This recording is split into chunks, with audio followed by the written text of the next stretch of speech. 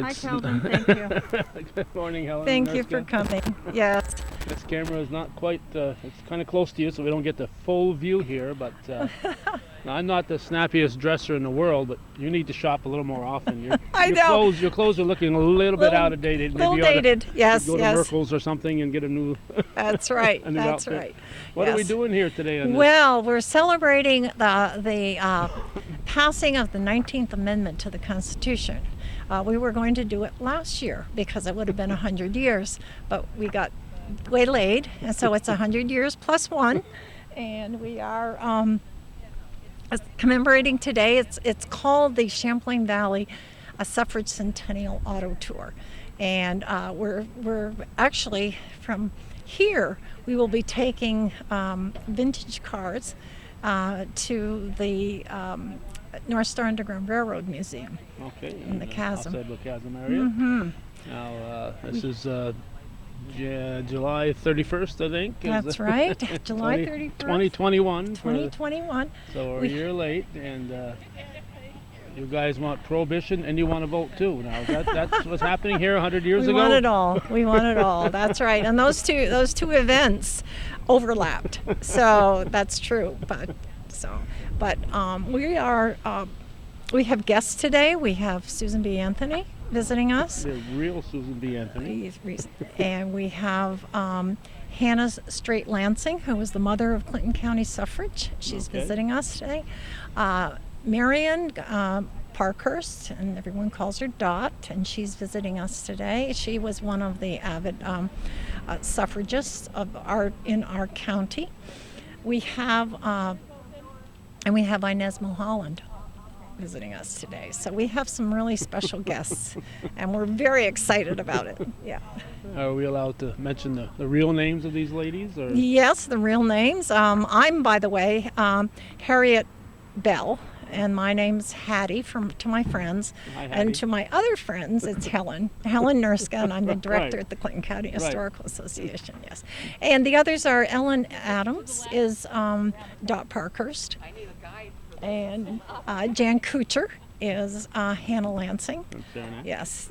And Linda McKinney is Susan B. Anthony, and she lives around Saratoga area. Oh, okay. So she's part of this large committee. The committee covered from Saratoga right to Plattsburgh. It was a lot of us, a whole group So of us. it's not more than just the Clinton County Historical Association involved. No. Yeah. We're sort of holding the grant, which is fine, and we do that for large events. We're pretty good at doing that, actually, and we were proud to be able to do it for this. Yeah. Okay, so this is more than just a one-day event here, correct? 4 weekends. 4 weekends in a row, I assume. Yeah. This weekend, it's CCHA. We're here at the base, old base, and then we go down to the North Star. That's one day. That's right. Next weekend will be Lewis. That's and August 7th, is it? August 7th is Okay. Lewis and Elizabethtown, and that starts at 11. Lots of things going on. In fact, the program is on ChamplainValleyWomen.com. So Okay. there's a website, and if you go there, you get the whole schedule. There are many events going on. And then after that is the Maritime Museum, Virgins, the following Saturday. Crossing the lake. And what they're going to do, they have an exhibit over there, and we will be also crossing the Champlain Bridge, and there will be a reception at Chimney Point. Okay, so that's the Crown Point Bridge. Mm-hmm. Okay, that's in the 14th. Yes. Okay. And then the 21st, it's at the Crandall Library in Glens Falls. And I'm remiss because I don't know exactly where it is, but you can look on ChamplainValleyWomen.com and you'll get to the exact right place. Well, if you're going to drive 100 miles in a You'll Model know. T, it's going to take a while to get there. Well, we have a program, so we're okay. Yeah. Did you authorize her to take our photo there? I didn't sign Diana any permission. Rodell and I are co-presidents of the League of Women Voters, and this is all about what we do. Yep. Come in. Thank you so much for being here. You're welcome, Diana. We're all about voting. You All can't about see. voting. Yep. That's it. That's it. The right. only thing on your mind is voting. That's it, really. And then the league came out Since of we this. can't drink anymore because that prohibition stuff. True. So go ahead. You were saying True. No, I wasn't. I guess I wasn't. all about voting, and you were saying okay. Well, that was that was the It was important. wonderful, and the League of Women Voters came out of that. And in fact, Dot Parkhurst might have been one of the first presidents of the local League of Women Voters. And it went. The local League of Women Voters here, as far as we know, was active until maybe 1927 or 28. Then we have no record until about the early 1960s when a group started it up again, and so we've been going, I believe, ever since. So Well, that's the 50 years already. Yeah. 60 Yeah. years. yeah, so All right. Do you have a program here? I Have you covered do have a everything? program. I've covered everything in the program. Can I borrow you for half a second? Uh-oh, the president of Jerry president Pepper, of the yes, CCHA. Can I yes. borrow you? That doesn't mean can I, does it? It means get over here right now. Oh, you want to get your picture I taken? think Oh, so. go get your I picture think so. taken. Okay, fine. Yes, and help yourself to tea and lemonade and cookies. Okay. Okay, thank you. Alan Nurska, the director at the Clinton County Historical Association, and she's getting her picture taken with the other suffrage ladies. And this event, a bright, beautiful last day of July 2021. We are behind the Clinton County Historical Association Museum, and we see another vintage automobile pulling into the picture. I'm hoping to get out of here in a timely manner for me. The Sportsman's Barbecue in Rouse's Point starts at noon. This is a 10 o'clock start here, and for the past several years, and last year not included obviously because of COVID, they've encouraged the graduates from St. Mary's and Champlain Central to gather at the Sportsman's, and I've been trying to spearheading that movement, and now we're being joined this year by the Northeastern class of 71. They're celebrating their 50th anniversary, and we've heard rumor that folks from graduates as recent as 1980 will be there, so we want to get there and get as much time there as we can also. So we're here covering this for these folks, but hoping to get out, hit the road in a timely manner. They have several boards here with all the information you ever wanted to know about the suffrage story in Clinton County. And of course it was originally hoped to have this on display for 2020, but that just didn't quite happen. So, all the things you need to know. Are you the expert on these posters here? I would like to think I'm the expert on these posters here. Hi, Hey, what's how are your you? name? My name is Sue Hager, Hager, all right. and I'm with the Champlain Valley National Heritage Partnership as part of the Lake Champlain Basin Program. Okay, where are you from, Sue? I'm from here. I live in Morrisonville. Morrisonville, I've been there. Blinked and you went through. I went almost there this week. We went to the county fair. so Okay, yeah, you're almost really, in really close. Morrisonville. All right, so that's your real name? Everybody else That's using my- pseudonyms today. I cause enough trouble on my own. Okay, so you in charge of these posters here? I am. So, Champlain Valley National Heritage Partnership put together a series of stand-up display exhibits. In it, it talks about not only the overall trials and tribulations of women's suffrage, but it also specifically addresses New York, Vermont, and Quebec, and what some of the trials were that they had to go through. So it's a regional. Absolutely, yes. Okay, all right. So will this be staying here? Is that going to be traveling with the agenda here? This will be traveling. Our next stop, I will not be at the railroad, but we will be in Vermont for the Maritime Museum as well as the the Chimney Point historical location. I think that's in 2 weeks, I think. That's next week, Oh, or next 2 week. weeks. 2 weeks. I think 2 it's the weeks, 21st, yes, that's right. Boy, they all get one into the other. And we'll also be at Lewis and Elizabethtown for their celebrations next as well. week. Yep. I'm really excited about it. It's so much fun. and people are really interested, you know. And you've been chomping at the bit for a year Oh now my to do gosh, this. right? This is just so nice. I mean, we had all these wonderful plans set up for 2020, and then of course that just kind of all went to the wayside. So it's really nice to get out and talk to people and see people and tell them a little bit about what we do and what's happened for women's suffrage and women's rights here in the Champlain Valley. All right. So what's the most important thing that you would point somebody to on all of these posters you got set up here? Boy, that's really tough the number because one now, number the one number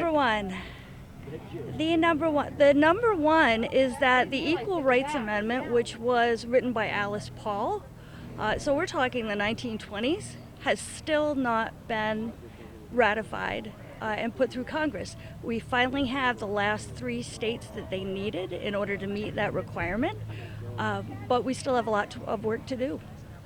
Okay. So that's is that on these posters also? Yes. Okay. And the other neat thing that we're doing is we put together a trivia sheet, and if you get all of your answers correct, Ooh. you get an Inez Milholland 19th Amendment challenge coin.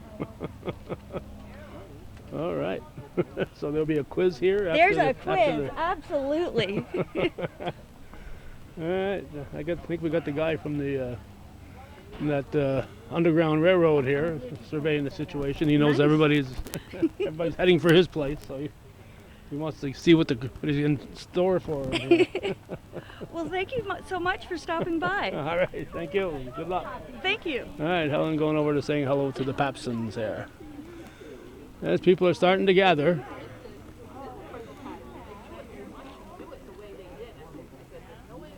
Women's suffrage. And Anne brought her sign. Thank you, Anne. Good. That's right. Don't forget it.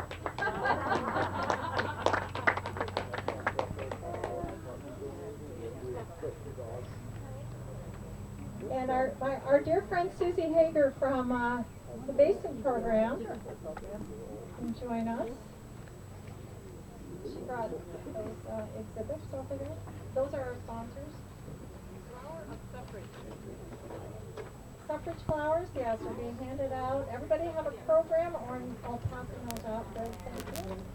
What are you doing here? And we didn't talk about, and I'm going way off script here, we didn't talk about Kit's grandmother, who was really very instrumental, but we had to sort of narrow it down. And if you read my book on Clinton County suffrage movement, you'll see all these wonderful people that you can actually still connect to today. But, so let's move. And good morning. Okay, so on behalf of the committee, which spans our area from Plattsburgh to Glens Falls to Saratoga Springs, and includes Virgins, Vermont, Chimney Point, Lewis, and Elizabethtown, I'm proud to welcome you here today for the first leg of the Champlain Valley Suffrage Centennial Auto Tour.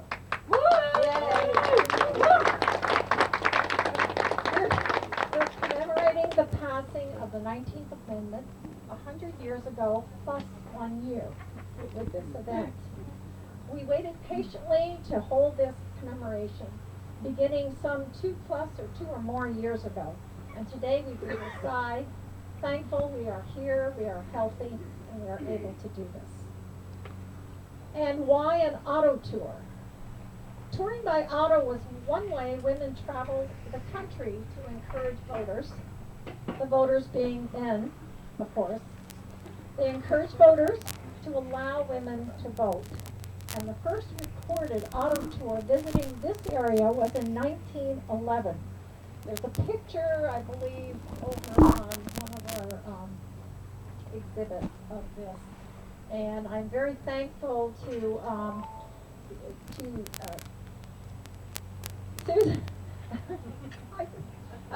for getting that photo on, putting that photo on my desk. That was fabulous. That was the first time, and we sort of recognized that this was, and this was like 4 years ago that we found out about this.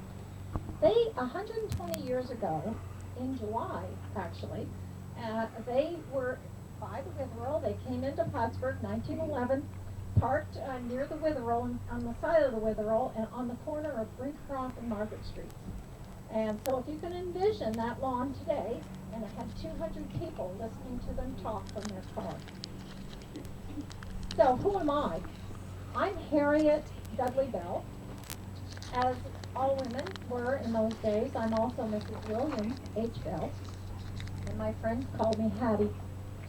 I'm an avid suffragist, committed to the cause, and have been for years, and it took years. I was fortunate to have been involved with every suffrage group representing either Clinton County or the city of Plattsburgh for nearly 30 years. And then later I was a member of the League of Women Voters. I was born in Keene and then moved here with my husband in the late 1880s. My life was and is an adventure. As a young girl, I was inspired when Susan B. Anthony visited Plattsburgh in January of 1879. Such a day that was, cold and snowy, but the message to me was loud and clear. Women must have the right to vote. I took her message with me for the rest of my life. I agree with the reporter of the Plattsburgh Sentinel. Her words were like a whip and a spur, and I would not forget. And here we are today with the past meeting the present, with some very special people joining us. I will introduce them to you one by one, which is why I'm sitting here and everybody else is up there, sorry. Please first, join me in welcoming Billy Jones, our state assemblyman, and certainly a strong supporter of our right to vote.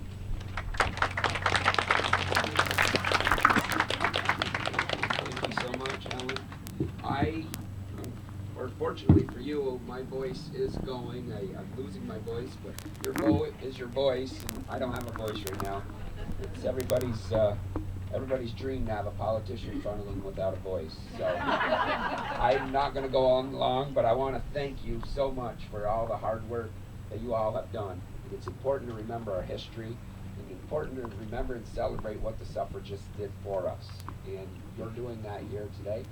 Delayed a year, but still, it's important recognition of what they have done, what they do. I want to thank the Clinton County Historical Society for everything that they do, the association, for everything that they do in promoting this and helping us celebrate everything that the suffragists did for us. And I got to meet Susan B. Anthony today. I always wanted to meet her, and I got to meet her today. So, and thank you for doing this. Thank you so much, Ellen. I appreciate it.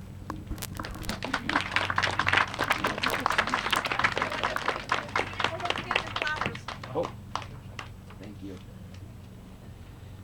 Our next guest up here is Patty Waldron, and she's representing the Clinton County Legislature. CCHA is grateful to the county for their support of local history and their support of the Clinton County Historical Association in particular. Ms. Waldron has been quoted in the paper as saying, "I always have hope for Plattsburgh," and she certainly exemplifies this with a downtown business, the Coffee Cat, where regulars and visitors, young and old, are welcome and discussion is encouraged. And we are proud to have her with us today.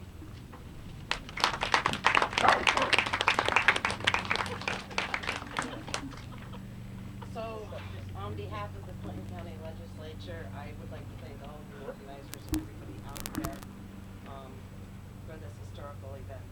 Obviously, I would not be standing here without this movement in the past. When I think of women's suffrage, I think of shackled dreams and ideas from powerful women unable to be unleashed due to gender. It is unimaginable to me that there was a time women were unable to express themselves at the polls. I commend the brave women before me who have fought for the women of today and tomorrow. I especially want to thank the brave men who honored the voices of their mothers, wives, sisters, and daughters who voted on the right side of history. I'm going to be short and brief too, but honestly, I get to make choices, and that would have never been able to happen without such a movement. So I'm always grateful to revisit the past and also to meet Susan B. Anthony. Thank you.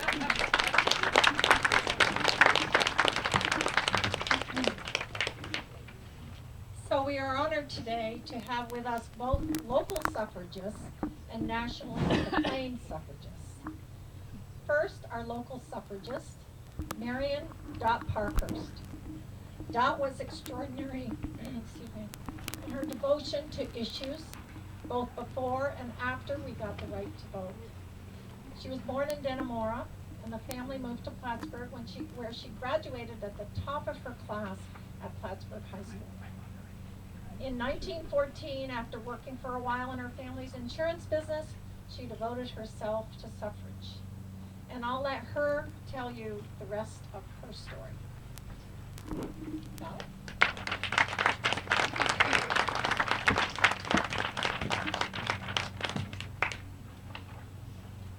Thank you for that introduction, Belle.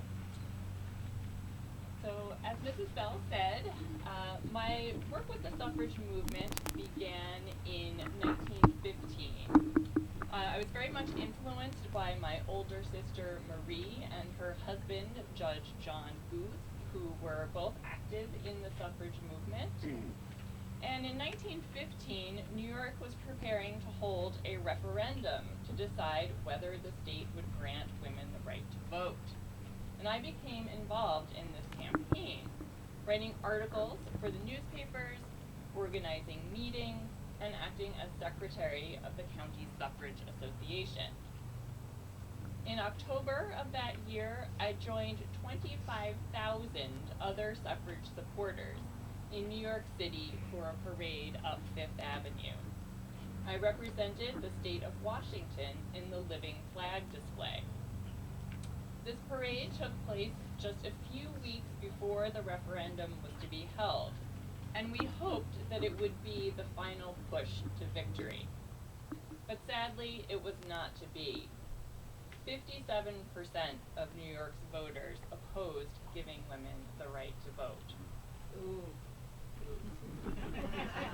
So we went back to work, and in 1917, the measure was put on the ballot again. That summer, we opened the Suffrage Coffee House, not far from here, just opposite the officers' training camp.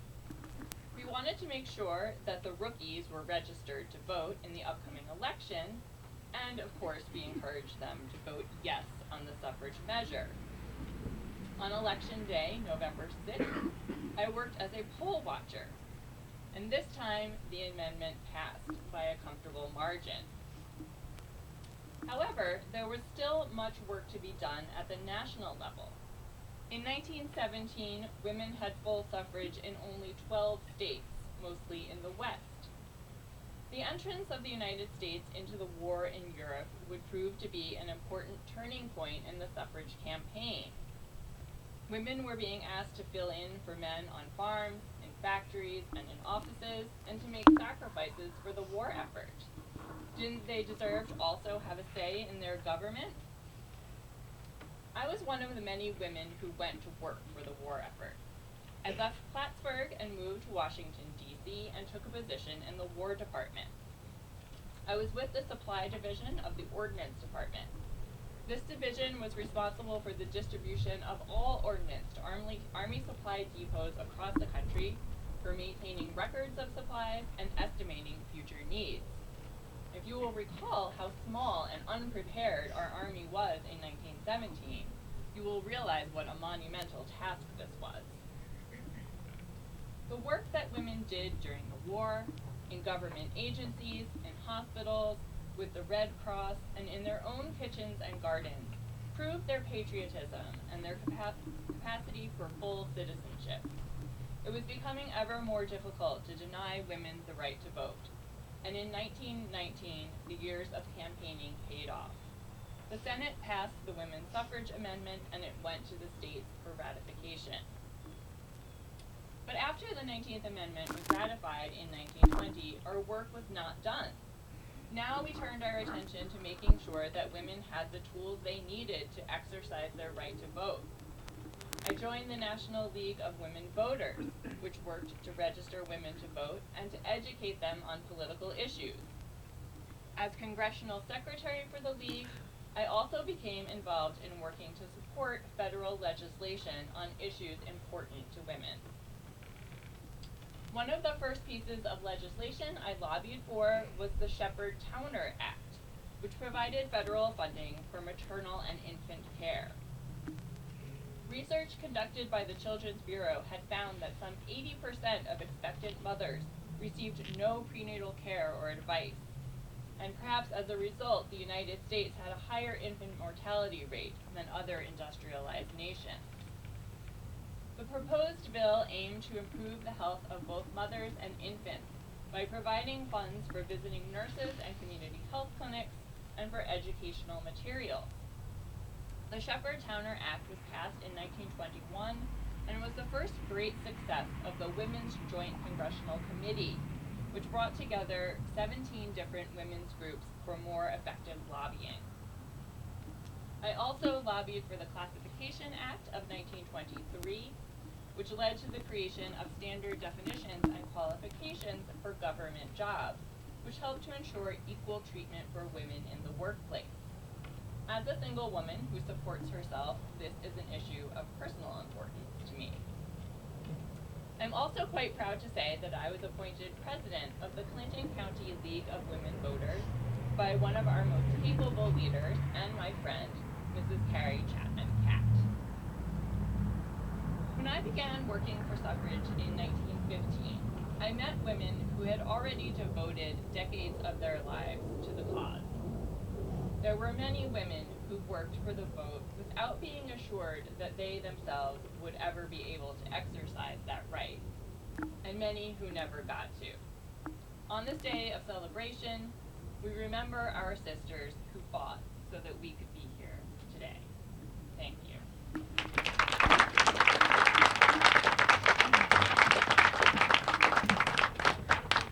So that's a Clinton County sister, just so you know. I'm very proud of her and what she did.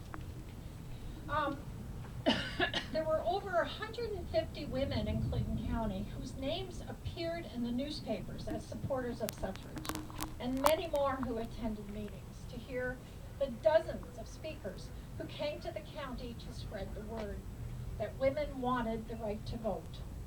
And when women were recognized, so were their spouses, as was mine. I was Mrs. William Bell, so William Bell was front and center also. So it was a family fight for women's suffrage. One woman, whose name was prominently front and center throughout the years of the fight for women's suffrage, was Hannah Straight Lansing. Like me, she too was inspired by Susan B. Anthony, but some years before me. She too was a young girl who in 1855 attended Susan B. Anthony's first visit to Clinton County on the topic of suffrage. Author, editor, organizer, Hannah received the honorable recognition as the mother of Clinton County suffrage and is here today to share some of her story with us. Hannah?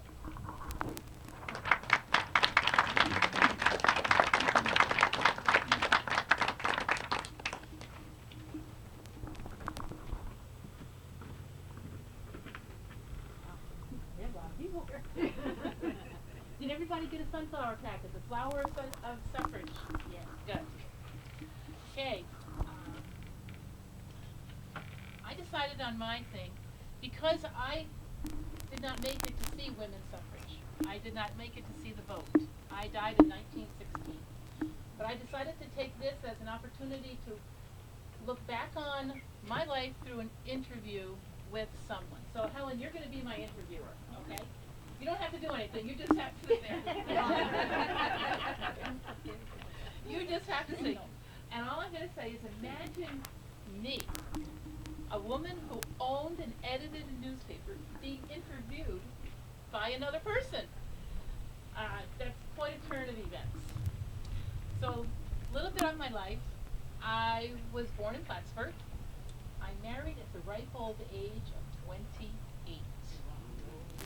I was teaching school on Cumberland Head. My husband was named Abram Lansing. His father was from Keysville and Wilmington, and he was an abolitionist. But it's a good thing we both waited to meet each other, because we shared the same platform and the same ideas. We were married for over 30 years. We had 4 children. And we spent over 20 years spreading the word on our newspaper, the Plattsburgh Centennial. We felt that it was our moral obligation to support women and to support the betterment of women. Let me see. I do have to say, many people did think I was going to be an old maid, but I might add, I lucked out. He owned the Sentinel. We paid the paper. The paper was pro-suffrage until my husband Abram died, and then it became anti-suffrage because it was sold. However, as I still submitted articles to the paper, and I had a weekly column. I attended. This is a little disjointed because you know how interviews go. So you asked me if there's gonna be, if I went to the Equality Convention. All we wanted to do was make one simple change in the New York State Constitution. We wanted to change the word him. And thank you to people like Billy Jones, it passed. Along the way, because I was a teacher, education was very important to me. I wrote books for children, and I recognized that education was a way out of poverty. Noted men and women of the Lake Champlain Valley and Adirondacks was written up every single week in the Plattsburgh Centennial. And I might add, if you look in almost any old person's, because that's how it would be, it was a while ago, scrapbook, you would see stories about a person that they felt was important. I didn't write just about the men of the Champlain Valley. I wrote about the women also. With Abram, because as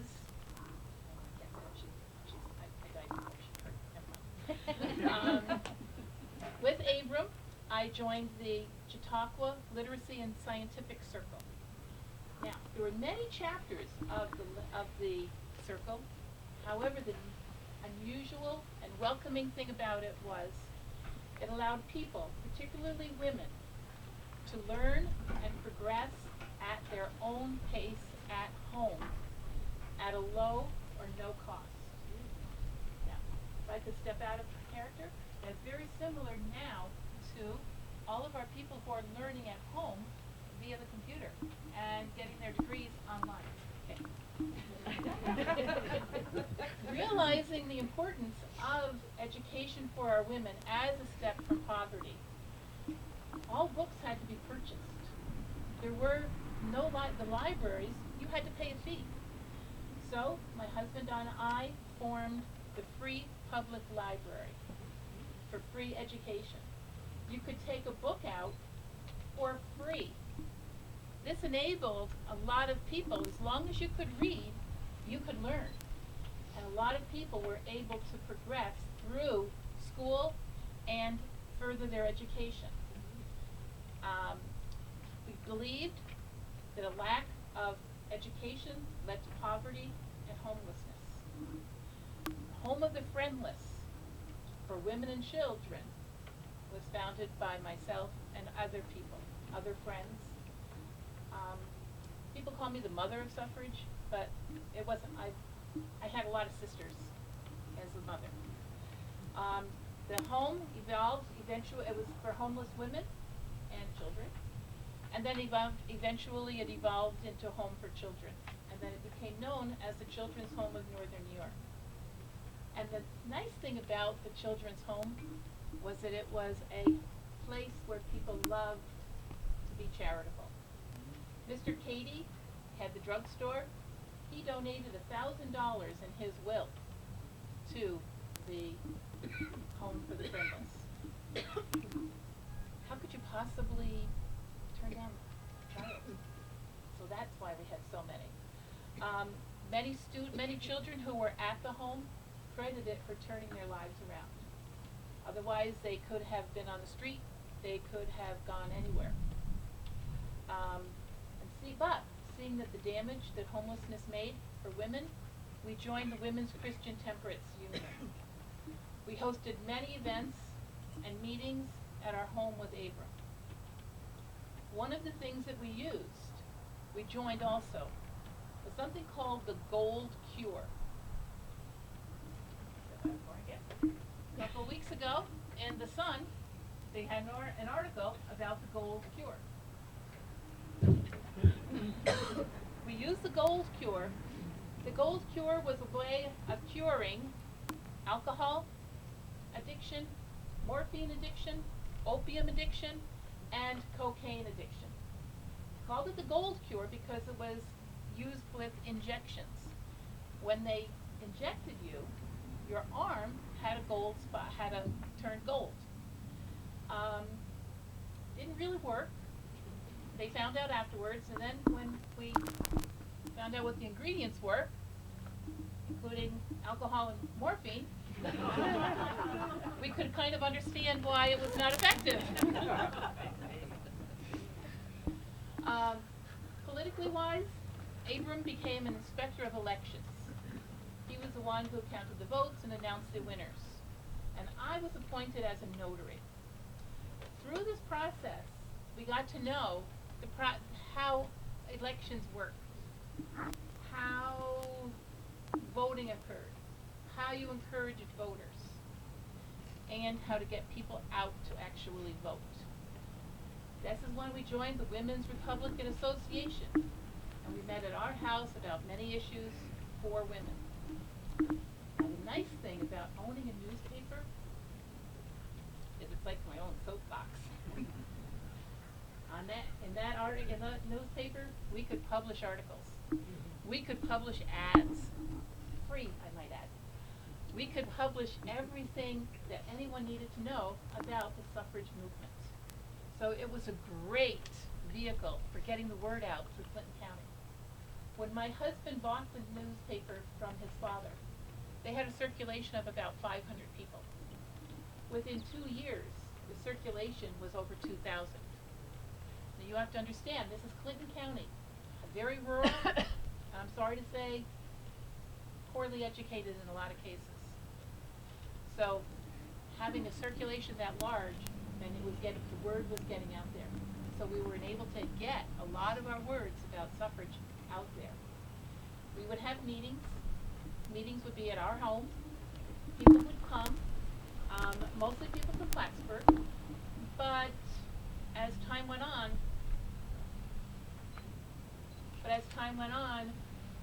more and more people became affiliated with it. Pardon me.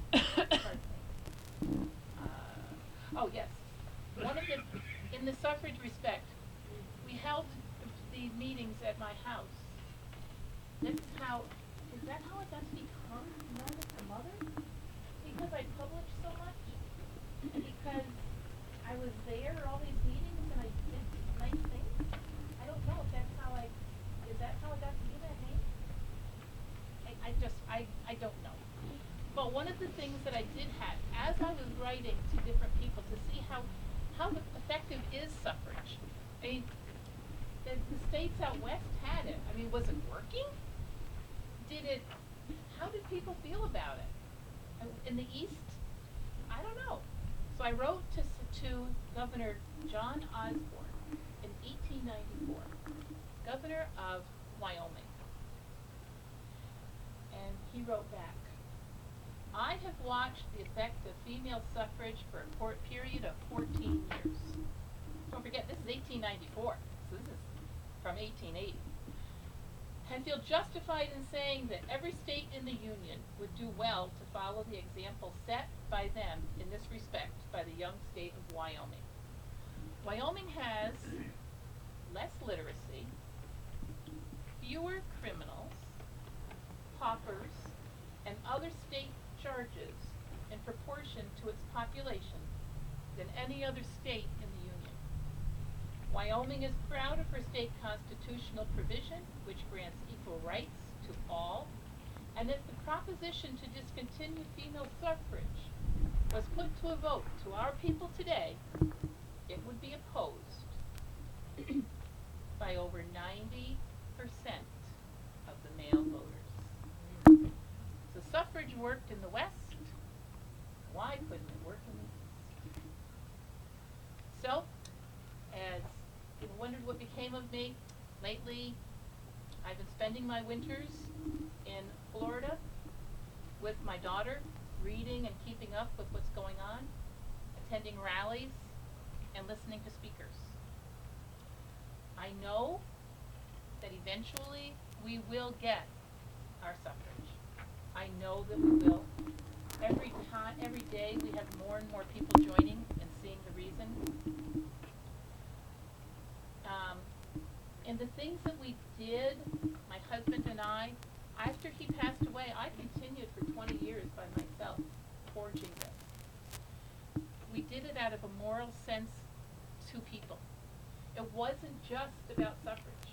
It was about women and life in general, making it better for everyone with hopes this will also appeal to everyone who wants to vote, and that they will continue, once they get the opportunity, that they will continue to vote.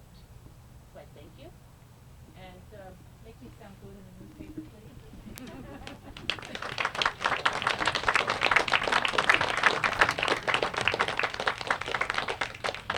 Hannah Straight Lansing, the mother of Clinton County suffrage. And now for the woman who inspired all of us.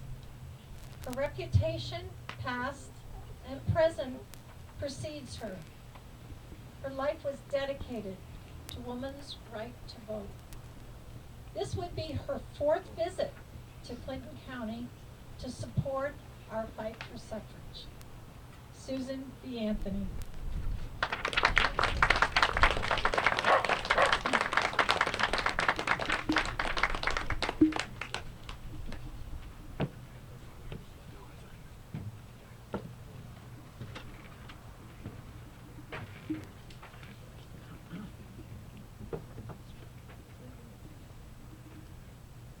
Good morning. Good morning. I am delighted to be once again speaking in the historic city of Plattsburgh. And on recent visits in the past, I was so pleased to make the acquaintance of 2 young ladies, Mrs. Lansing and Mrs. Bell, and to see and hear about their dedication to women's rights and suffrage, and to hear Miss Pankhurst, what has gone on well after my years on this earth is just so very moving to me. I wish to speak to you today about 2 vital, very important topics: woman equality and women's suffrage. I find it most appropriate that we are having this conversation on sacred land, once occupied largely by Native Americans, including the Iroquois Nation, which is a matrilineal society of clans, each connected by a woman ancestor, where women have a leadership role and the responsibility of nominating the chief. We would do well to follow their example. Yes. I'm going to share a portion of the Declaration of Sentiments that was developed and approved at the 1848 Women's Rights Convention in Seneca Falls, New York, which I did not attend. At that time in my life, I was devoted to temperance. I call that period of my life speaking in public forums regarding the evils of alcohol, the winter of the mobs. The crowds became increasingly hostile, finding various ways to try to silence me. They would extinguish the gas lamps in auditoriums, plunging me into a blanket of darkness, fearful that I may be physically assaulted. They jeered and stamped and called me vile and ugly names. One newspaper reporter likened my reception to that of a fatal species of smallpox or the London plague. No advanced step by women has been so bitterly contested as that of public speaking. One may wonder as to why we persist. We do so because that of which we speak can no longer be suppressed. We will keep the message thriving with our voices until we no longer need to do so, regardless of the myriad persecutions that we must endure. That convention in Seneca Falls was not as riotous as that which I've described to you. It was a quite peaceful congregation of both men and women. And when I first read the Declaration of Sentiments, and as I've continued to read it through the years, I'm always moved by it. And I hope that it will touch your heart as well and inspire you to action.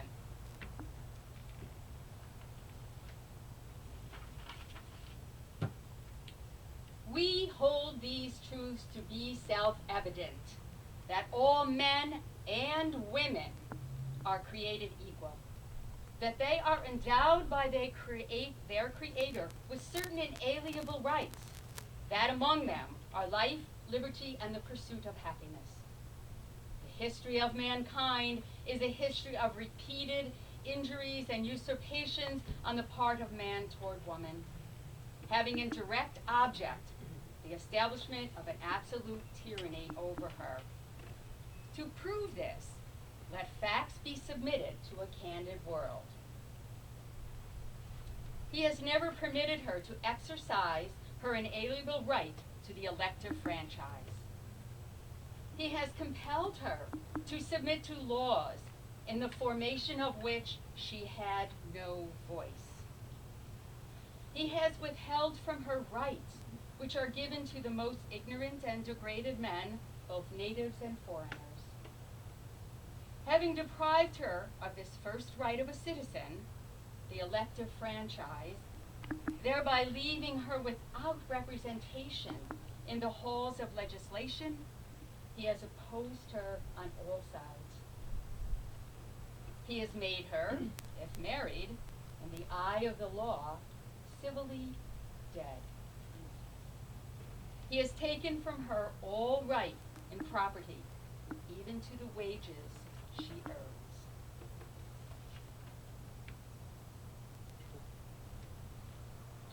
These abysmal facts, my friends, are compelling justification for woman suffrage. Are women of such a different sort of humanity that we do not need individual protection under the law? I think not. Perhaps there are those among you who attest to the fact that man's tyranny over woman has its roots, after all, in his more nobler feelings of love and chivalry, and his desire to protect woman during the pillages of war, lust. But wherever the roots may be traced, the results are equally disastrous to women at this hour. Her best interests and happiness do not seem to have been consulted in the arrangements for her protection. She has been bought and sold, caressed and crucified by the will and pleasure of her master. Perhaps there are those among you who consider my message diluted, as I have not always been a proponent of woman suffrage, largely due to my beloved father's example. As a Quaker, he withdrew from government service, politicking, and voting. So you might assume that once I took up the cause of suffrage, there would have been conflict between father and daughter. But that was not the case. I share with you his words. There was a time, Susan, when a daughter might shine by reflected light from her father. But things seem to have changed considerably. I considered those words his blessing.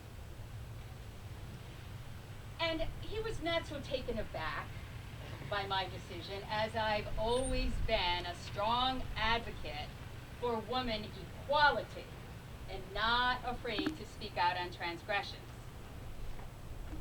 When I worked as a teacher and time again replaced a man for his inefficiencies and then was paid 1/4 of the salary that he earned, I was rankled, and I shared my vexation with many school boards. When I attended the state teachers convention in Rochester, I anticipated an opportunity to discuss this disparity in a much larger forum. According to the rules of the convention, anyone paying the $1 admittance was entitled to all rights and privileges. Of the 500 attendees, the majority were 300 women, who were relegated to the back seats and the vocal minority. After 2 days' session and listening to a long, boring discussion on this conundrum, why is not the profession of teacher as well respected as that of doctor, minister, or lawyer? I felt it was my opportunity to speak. And so I stood and said to the chairman, "I wish, sir, to speak to the subject under discussion." The chairman seemed perplexed by my request. And he turned to the men in the front row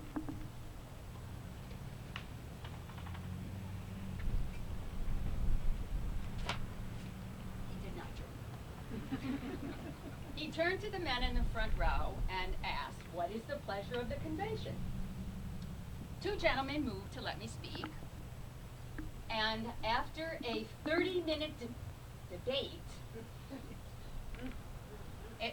with a small majority, it was voted approval.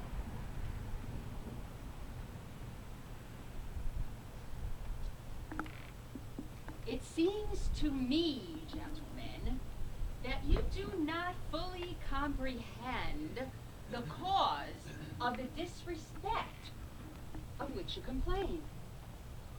Do you not see that as long as society says a woman is incompetent to be a doctor, lawyer, or minister, but fully competent to be a teacher, then every one of you who chooses this profession tactically admits that he has no more brains than a woman.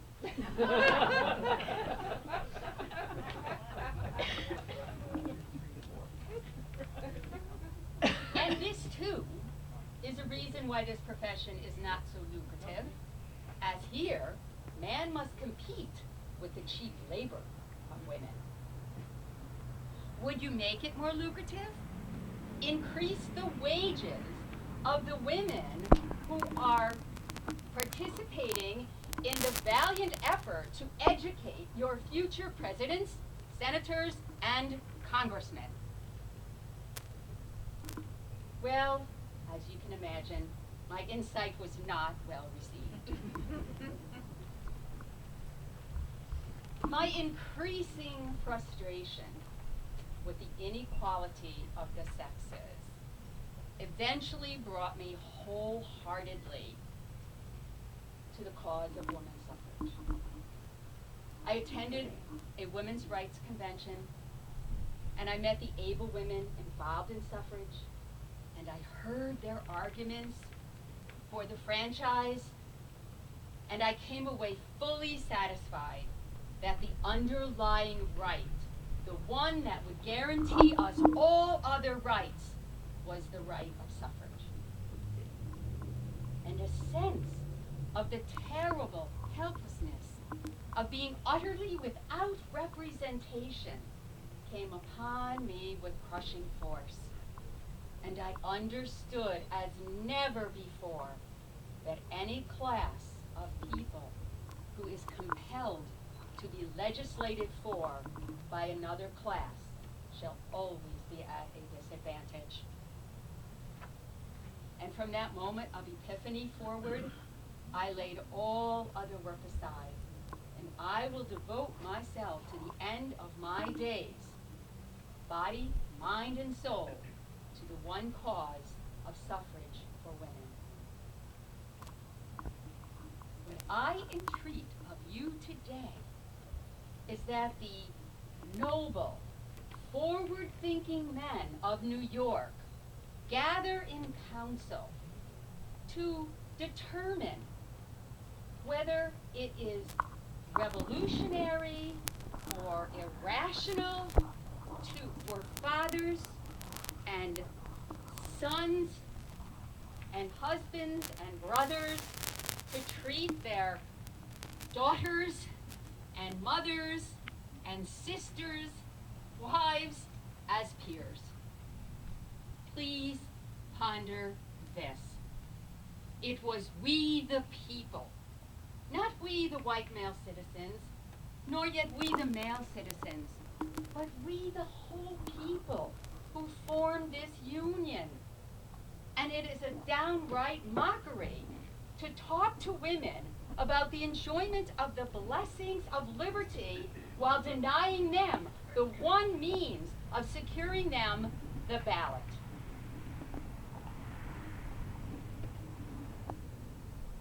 To change these feelings, we cannot remand woman to the spinning wheel and the contentment of her grandmother, because laws of progress have made the woman of today a different woman from her grandmother. To ensure equality of rights and privileges for women provided by the ballot, we must all join hearts and hands to give us the vote. Cautious, careful people, always casting about to preserve their reputation and social standing, never can bring about a reform. Those who are really in earnest must be willing to be anything or nothing in the world's estimation, and both privately and publicly, in season and out, avow their sympathies with despised and persecuted ideas and bear the consequences. Gentlemen, are you ready and able to be that person? Resurrect those noble feelings of chivalry and grant us suffrage. Men their rights and nothing more, women their rights and nothing less.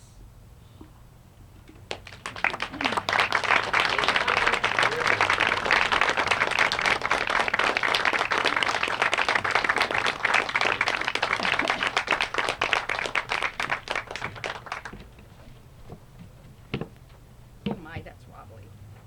So that is what our great-grandparents heard in Plattsburgh, our grandparents,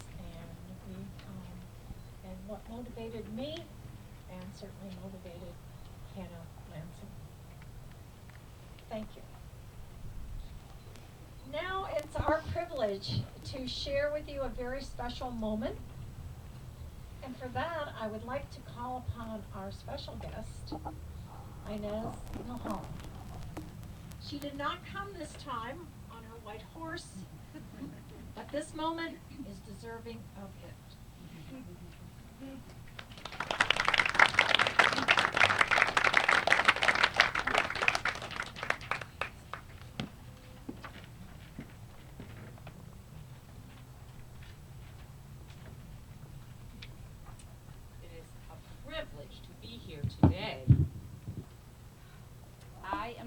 New Holland, and I am known for making it fashionable to be a suffragist. I shot to fame as the herald on a white horse at the head of the March 1913 suffrage parade in Washington, D.C. And it was a shock to the world when a few months later, I met Eugene Boissevin from Holland on an ocean liner, and I married him in London immediately. Now, people were even more shocked to learn that I had proposed marriage to Eugene, and I had to propose 3 times before he agreed to marry me. But marriage did not keep me from my suffrage work, and I set out on a cross-country trip campaigning for a federal amendment for suffrage in 1916. And by the time I reached California, I was worn out, feeling very ill, and I was making a speech in California saying to Woodrow Wilson, "Mr. President, how long must women wait for liberty?" And then I collapsed on stage and was taken to the hospital, given blood transfusions. But I died on November 25th, 1916, at the age of 30 of pernicious anemia. I was buried in the town of Lewis, where my father had been born in Essex County. And we had a summer estate there called Meadowmount, where I spent my summers and my holidays. Now, tomorrow is my birthday, and not tomorrow, I'm sorry. Friday is my birthday. August 6th is my birthday. And I hear that some people are going to get together on Friday and climb Mount Inez that was named for me recently. And then on Saturday, August 7th, some people in Lewis and Elizabethtown are getting together to talk about me and visit my grave and such, and so you might want to join them, but, well, actually, I'm not here to talk about that. I'm here today to talk about the women's movement. And like Susan B. Anthony, I never got the opportunity to vote. It was 4 years after my death that the 19th Amendment was passed. And to celebrate that victory in 1920, my friends in the National Women's Party got together and created a statue to commemorate the women's victory. And that sculpture includes the portraits of Susan B. Anthony, Elizabeth Cady Stanton, and Lucretia Mott. And the sculptress, Adelaide Johnson, created this portrait monument out of white Carrara marble. And it was unveiled in the rotunda of the United States Capitol on February 15th, 1921, Susan's 101st birthday. Now, a couple of days after that grand celebration of unveiling that statue, they moved that 8-ton statue down to the next floor below to what's now called the Capitol Crypt. Because women didn't belong in the rotunda. Now, 2 years later, the National Women's Party held a big ceremony in the crypt of the Capitol. And part of that was as a memorial celebration of me, Inez Mulholland, and how I had given my life to the movement. Now that celebration was also a celebration of the announcement of the Equal Rights Amendment, the ERA. It was also the celebration of the 75th anniversary of the Seneca Falls Convention. So this was quite an event around the statue. And the portrait monument was again ceremoniously unveiled that day. And today I would like to ceremoniously unveil a replica of that statue.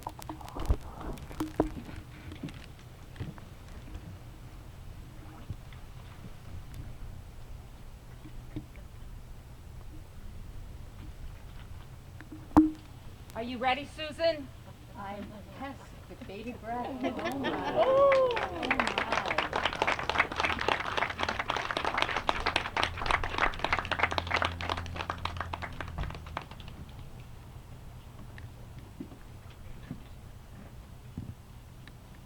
Now, one of the women there that day in 1923 at that grand celebration in the Capitol crypt was poet Edna St. Vincent Millay. She had married my husband. Yeah, I was dead, so I didn't, you know. Besides, we both had been at Vassar together, so, you know, she was wonderful. But, you know, Edna was asked to write a sonnet for the occasion. And she wrote a sonnet called Pioneer.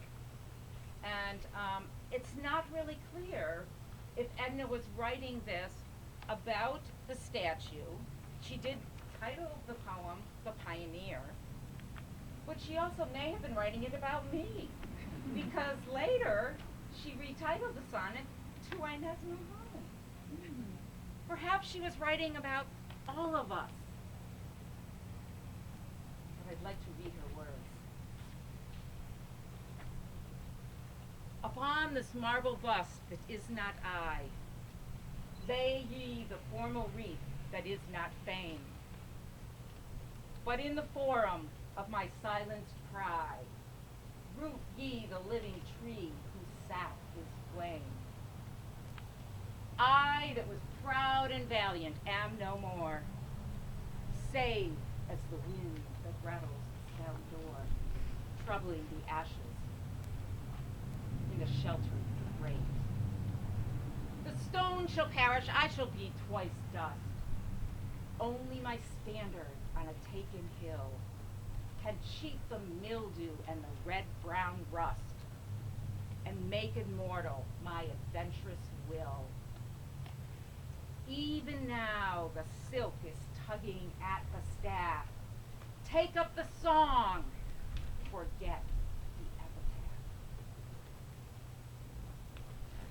Edna captured the spirit of the women's movement in that sonnet, just as Adelaide Johnson captured the spirit and the entire history of the women's movement in her sculpture.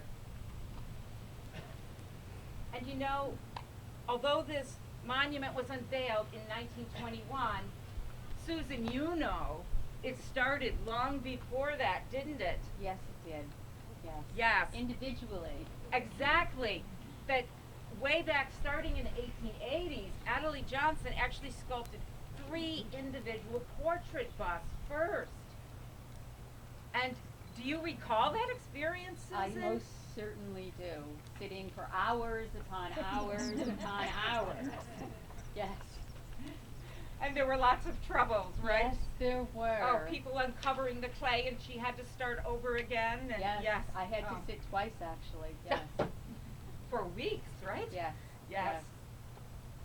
And then, when Adelaide Johnson finally was successful in creating a wonderful model portrait bust of Susan B. Anthony, and it was decided it was so good that it should go to the 1893 World's Fair in Chicago, and then Susan said, I shall not go alone.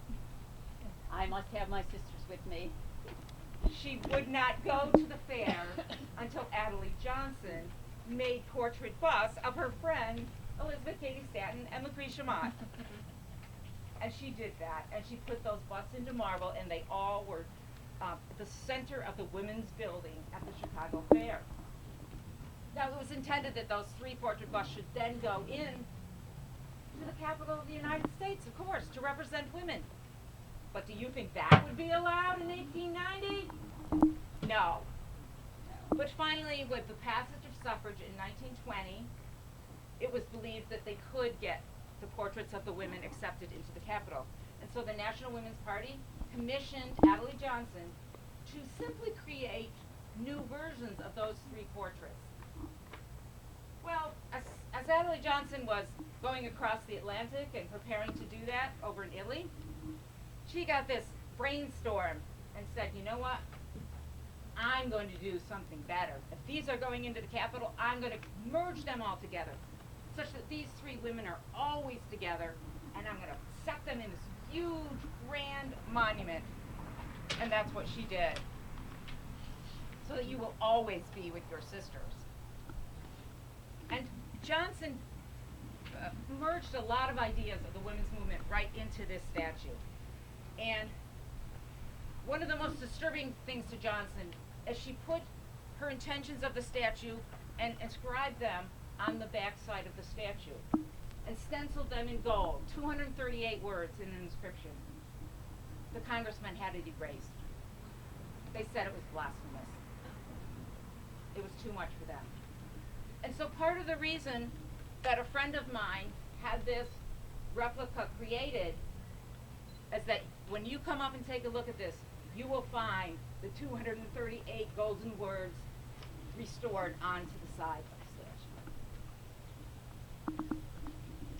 Now, part of those words are Susan's words, actually, that were erased from that statue.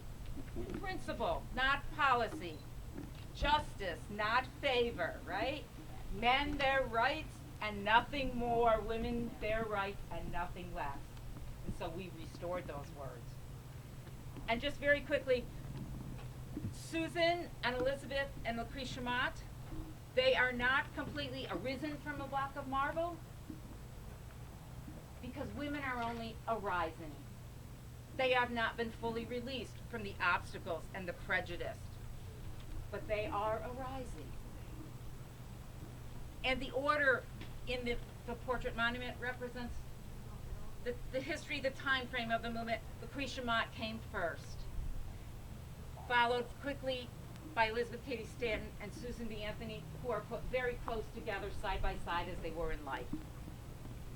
And then, what is behind them? This rising, uncarved block, and rising from the partially uncarved pedestal. It's not unfinished because, all right, so much for that. It's not unfinished because Adelaide Johnson couldn't finish it. It's unfinished because the work of the women's movement is unfinished. It represents the unfinished work. The future women, us, who will complete that work someday, who are working on the unfinished work. Take up the song, forget the epitaph.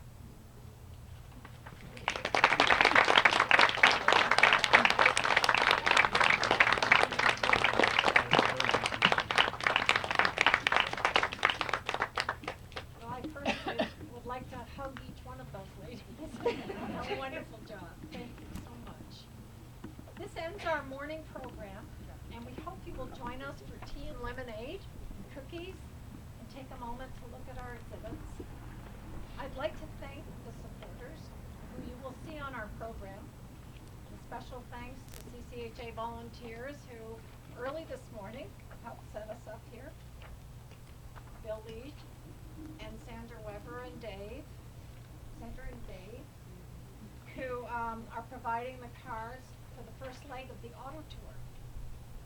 There will be activities every weekend, and there's a program over there for, and please take a program because next weekend it will start actually starts on Friday in Lewis, and with a climbing the mountain, Mount Inez, and then busy all day. There are events all day Saturday. And then we move on to Virgin's, Chimney Point, and then finally August 21st, we're in Glens Falls. So, and if you're interested in these events, please go on ChamplainValleyWomen.com. There's the website that we have.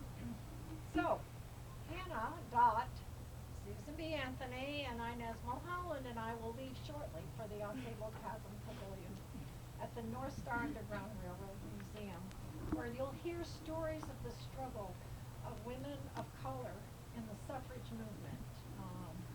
It should be an enlightening and very interesting event, because we have not heard that message here in Clinton County in a long time. And so I think that it's very well worth